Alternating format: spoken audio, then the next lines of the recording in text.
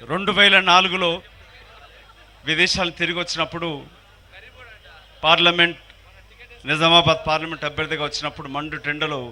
వేలాది మంది తరలొచ్చి ఏ విధంగా ఆశీర్వదించి గెలిపించారో ఇవాళ అలాంటి వాతావరణం ఇక్కడ కనబడతా ఉంది. 11 గంటల నుంచి రాష్ట్రంలో తెలంగాణలో కాంగ్రెస్ పని అనిపెడుతున్న తరుణంలో రాష్ట్ర అధ్యక్షత బాధ్యతలు చేపట్టి సోనియా గాంధీ గారి, ఖర్గే గారి, రాహుల్ గాంధీ గారి యొక్క నమ్మకంతో తెలంగాణలో తిరిగి కాంగ్రెస్ పార్టీ ప్రభుత్వాన్ని తీసుకొచ్చిన మన గౌరవ ముఖ్యమంత్రి, రాష్ట్ర పిసిసి అధ్యక్షులు మీ అందరి యొక్క కరతాళ ధ్వనులతోటి స్వాగతం పలకాలని వేడుకుంటూ మొన్న 15వ తారీఖున తల్లిని పోగొట్టుకొని ఇవాళ మీ ముందుకు ఎందుకు వచ్చినానంటే మన గౌరవ ముఖ్యమంత్రి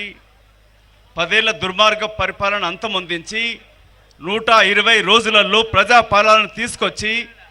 ఇచ్చిన హామీలు నెరవేరుస్తూ ప్రజలు ఆశ్చర్యపడేట్టుగా ప్రతిపక్ష దిమ్మదిరేటట్టుగా పనిచేస్తూ ఉంటే ఇటు బీజేపీ బీఆర్ఎస్ ఏకమై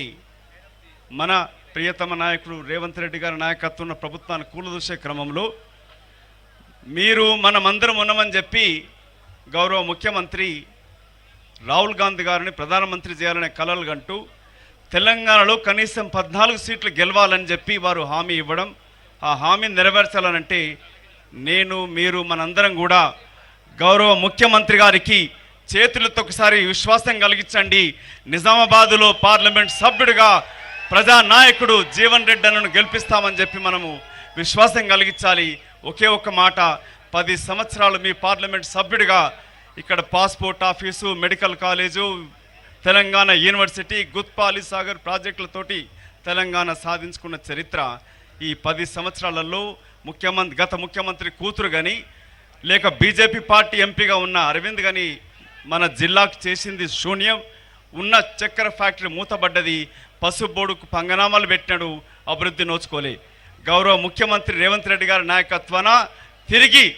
నిజామాబాద్ జిల్లా తెలంగాణ అన్నపూర్ణ జిల్లాగా విలసిల్లుతుంది, అభివృద్ధి చెందుతుంది. దానికి మన పార్లమెంట్ సభ్యుడిగా